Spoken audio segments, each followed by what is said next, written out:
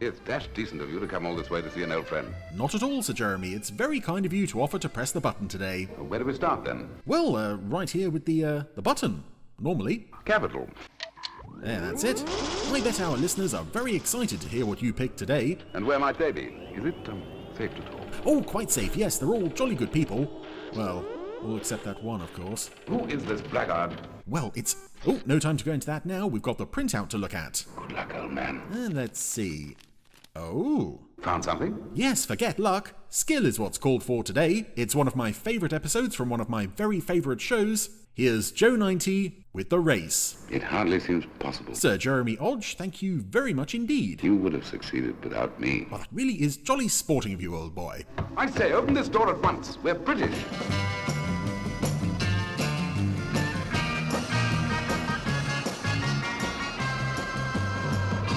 So welcome back to Joe 90 on the Randomiser, and a very clever opening to this episode as we go straight from the opening titles into the episode itself. This was something they did on the first and second episodes in production order. It's been a while since they did it here. Actually incorporate Hi, Joe. The transfer's complete. The title sequence into the story itself. I think that is such a clever idea. By the morning. And I wish they'd done it more often. To bed. Okay, Dad. And Joe, don't forget these. But whenever they do it, it's always so clever, especially this coming... this is episode, I think, 17 or 18. So it's quite a long way from the start of the show. And it's slightly unsettling, and then you realise what's going on. Oh, right, that is part of the story, that Joe has just been given a brain pattern, and now he's been given his glasses, and it's off to bed. And I believe originally, Tony Barwick, for it is he, his script for this story didn't include this opening scene, and possibly did not include the end scene to this episode as a consequence, because we see that Mac and Joe with his glasses on, they're each in their rooms asleep, but Monte Carlo. Monte Carlo. They're both having a dream. Win the race. Must win the race. They both seem to be having the same dream. Glass. The road's like glass.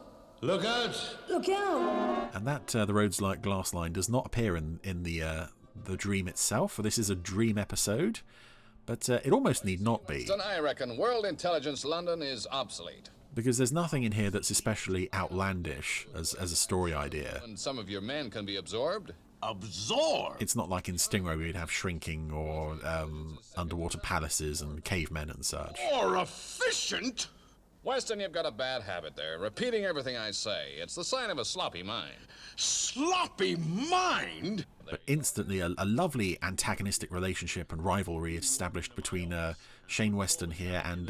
Army are going to take over. This is General... I've forgotten this character's name. Can't match the manpower and resources of the Army. The Army absorbs this department over my dead body. Colonel Army Guy. As played by Jeremy Wilkin. I figured. I've never backed down from a fight. Neither have I. All right, Mr. Weston. I think I know a way we can settle our little difference. Oh, it's General Tempest, I believe. Good. No relation. We do. So, yep, nice rivalry established there and a challenge of some sort being made. Agreed, Chief. Yes, I agreed.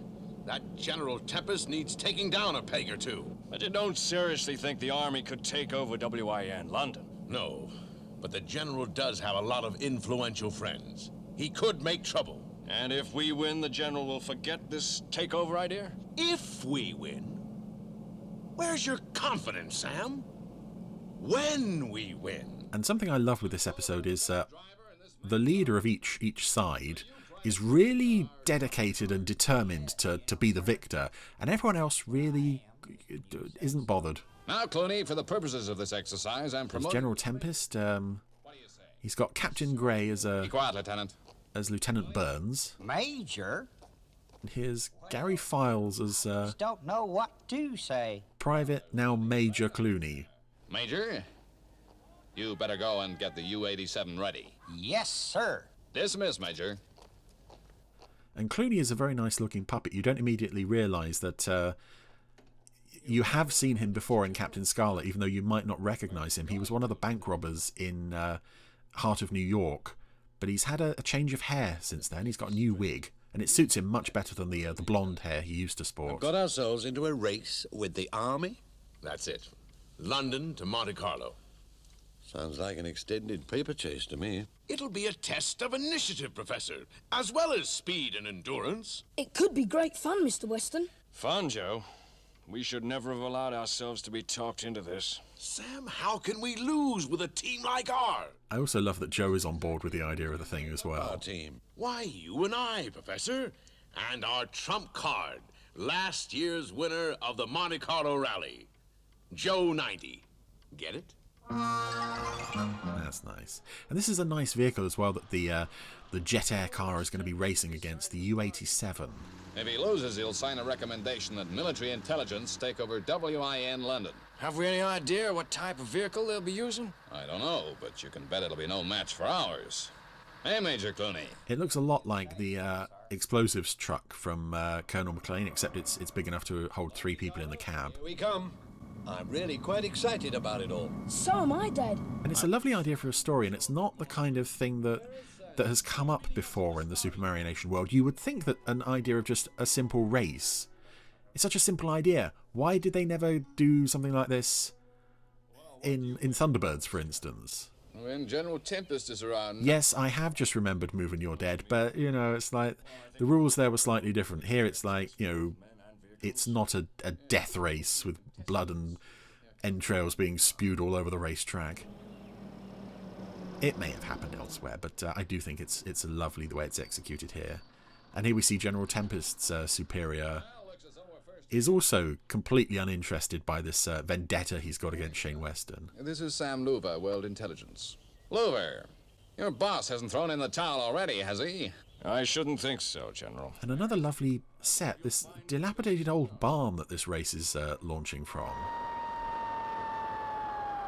Again, if this barn was especially created for this episode, someone's gone to enormous trouble to paint that to look so old and authentic. Hey, Weston, what's that you've got there? May I introduce my team? Professor McLean and his son, Joe. You've got to be joking. You call that boy a genuine member of World Intelligence and... He is. He's Wynn's most special agent. Where's your team? Right there. Lieutenant Burns and Clooney. Major Clooney. If he's a major, why is he wearing a private uniform? I promoted him this morning. Okay, General. This is a lovely comedic episode as well. I love that you have that shot of Lieutenant Burns looking, you know, heroic and soldierly as he would because he's Captain Grey, and you have Clooney standing next to him with his head at a cockeyed angle. Route and the information you must stop and find on the way is in them. Stick to the rules of this contest, and the first team in Monte Carlo with the correct answers to the questions wins. Yeah, 'cause it's not just a straight race. There's a bit of a scavenger hunt element involved here as well. Get to your vehicles. A helijet will pick us up in 30 minutes. Take us to Monte Carlo to see the finish. Fine. Well, I'll get them started. We'll have to spend an afternoon in Monte Carlo together. Lovely music as well for this episode, especially composed Barry Gray score for this one.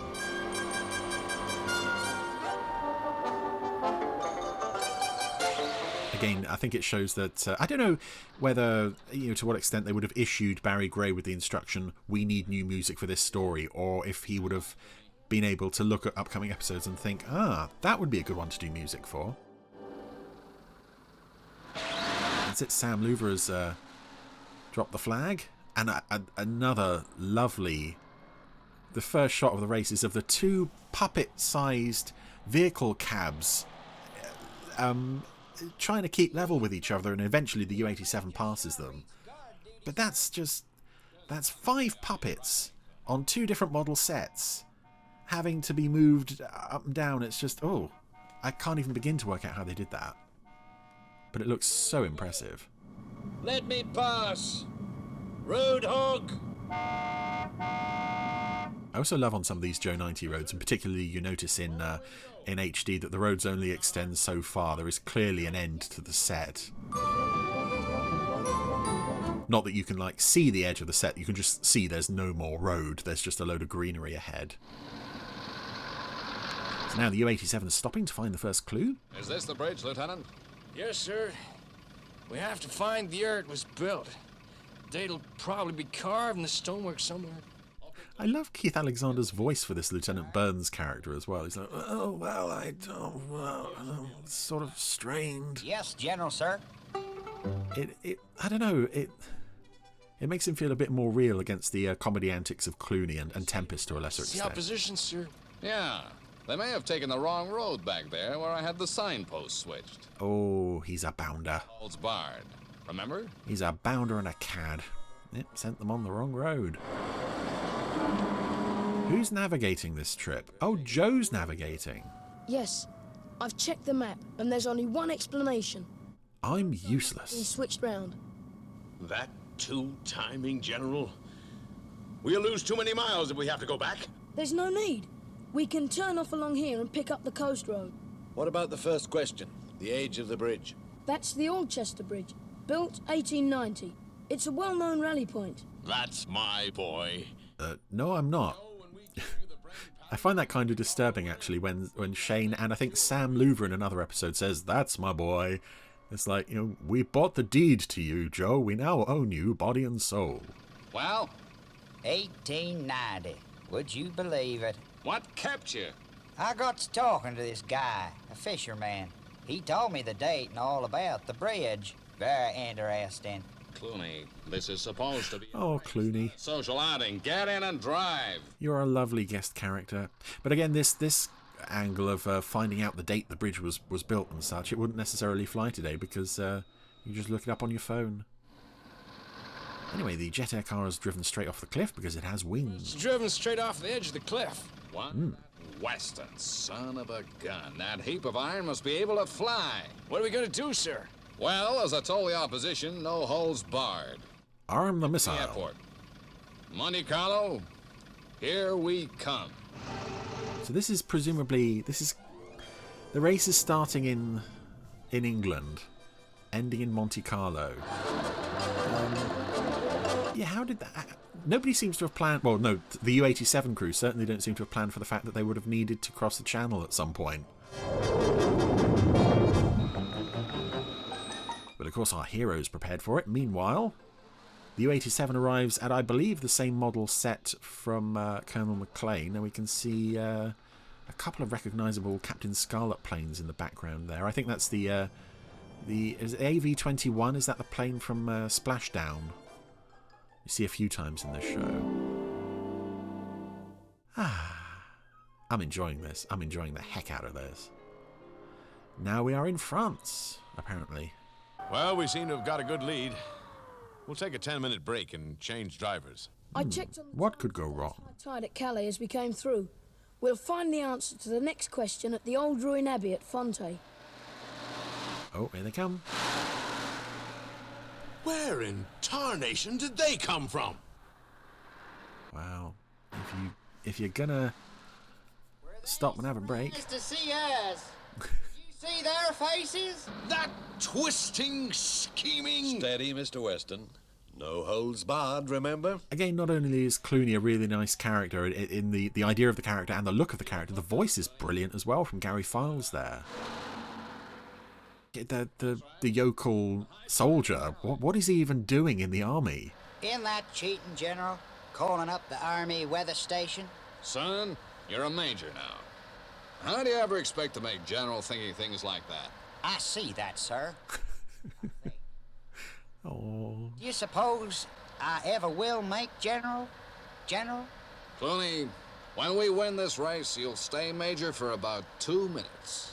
That's a promise. Why, thank you, sir. oh, poor Clooney. Again, I love as well that this is a Tony Barwick script, and often the strength of his writing is in the humour, and that's a kind of joke that I don't know how many children would get. It is pitched at a slightly older audience. The abbey. According to my calculations, we should lovely. save about 10 kilometres.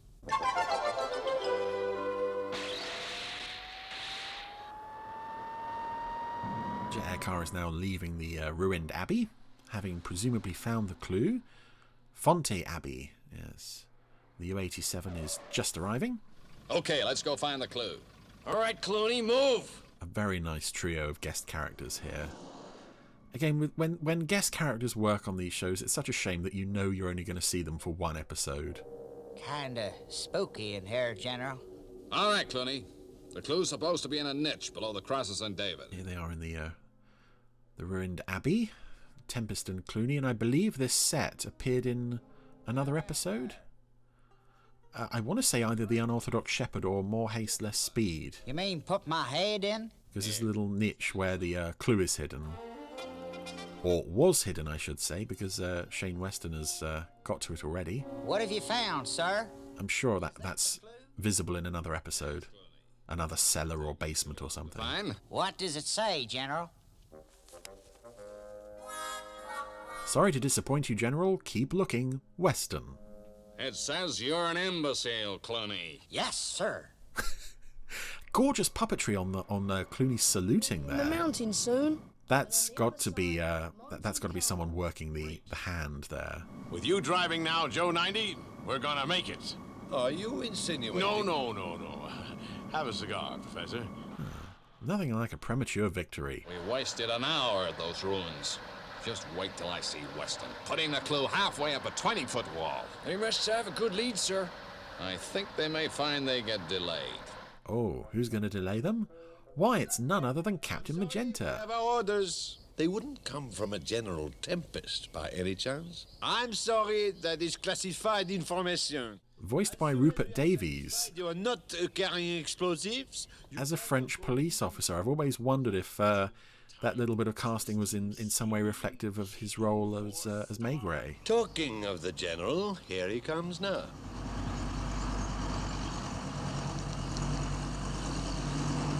Just wait for that greasy smile. Greasy. Yeah, I'm pretty sure Davies didn't voice any other characters in the show. No, he did.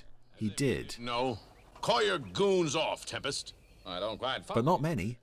The roadblock, supposedly looking for explosives. Oh, there must be some mistake. Lieutenant? Oui, General. I can vouch for my friends here. Remove the roadblock. Oui, General. French police are so helpful. Finish than I anticipated. We can still beat you if you play it straight. Why not? Now, I have the U-80 ready to restart the race. specially designed for mountain roads. And Major Clooney handles it like a charm. Right. It's 50 miles to Monte Carlo. Let's make it a straight race. Son of a gun. You're on. I just hope the road doesn't turn out to be like glass, but I'm sure it won't. Oh, the police were blocking the road with an explosive struck from Colonel McLean. Yes, sir. I'm ready to go. Okay, Joe. Remember, you have the knowledge and experience of a top rally driver. The U-87's faster, but I'm betting we've got the better driver. It's up. Because if we haven't, my God, your life is not going to be worth living.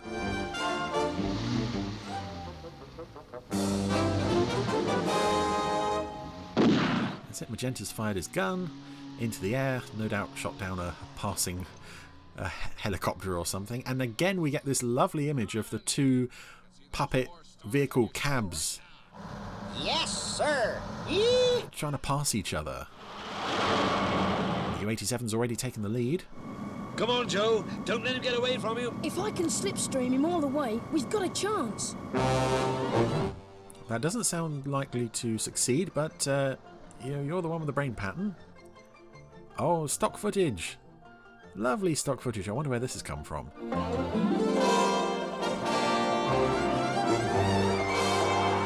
And this music really helps sell it. I'm so glad this episode got its own special score. It does lend a lovely, not just an air of importance, but also a sense of fun and playfulness to the whole story that I think is one of the real strengths of it. Come on, Joe 90! Oh, watch the drop, Clooney. It's a long way down. Quite a bit of stock footage of the roads here. And it's another lovely shot of the Clooney, faster! two models trying to overtake each other. There's a long bend just ahead. I'm going to try and take them there. For never have we seen vehicles on mountain roads in Jerry Anderson shows stay on those mountain roads for so long without falling off and crashing in a horrible fireball.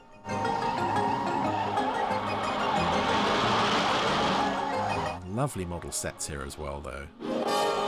And the jet air car is almost passing as they approach a tunnel. Is it going to make it? Seems to be creeping up in front. That's it, as they round the bend. The jet air car has overtaken the U-87. There's a tunnel, and the jet air car got in first. Tunnel's only wide enough for one vehicle, so they have now taken the lead. Piece of driving I've ever seen.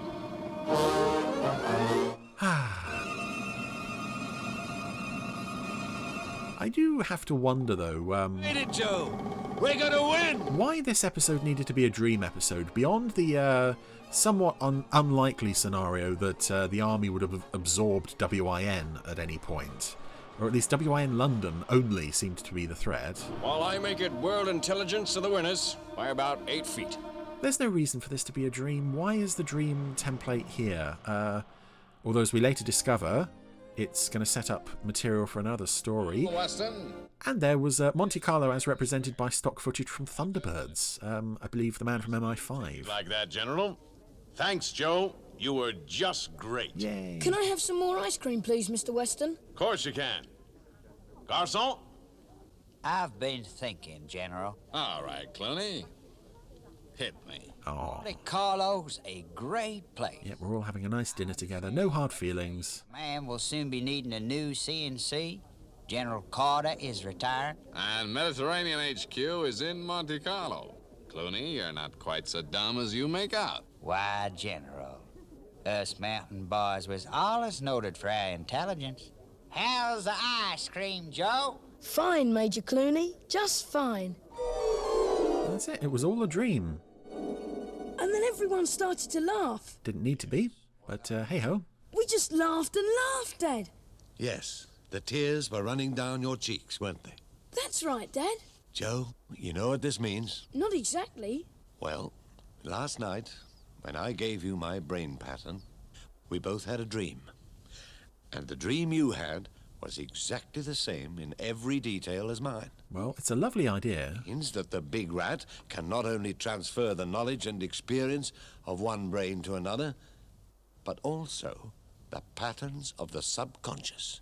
Joe, we've made a very exciting discovery. And I'm extremely lucky that you didn't have a slightly more, shall we say, adult dream than the one that you had, because that could have very easily have gone wrong. But you know, putting aside the dream framework thing, which I'm not 100% on board with, because I don't really see the point of it, but it is a nice idea to end on that note of, we've made a discovery. This is a development, and I think possibly uniquely for an Anderson show, or at least a Super Mario Nation show, at least this show, that development is followed up on in a later episode. Talk Down, the episode with the pilot with the mental block on landing that he passes to Joe when they record the brain pattern. So that was the race. I hope you can tell from the way I've been talking about it that even for a Joe 90 episode, I've got a lot of time for this one. It's that nice, that very nice mix of adventure and silliness that I think makes this show work as well as it does so often. You know, Tony Barwick always delivering the goods with this show. The fact that it's a dream, well, it doesn't really work against it. I just don't really see the point, especially as that possibly means that General Tempest and especially poor old Major Clooney never existed.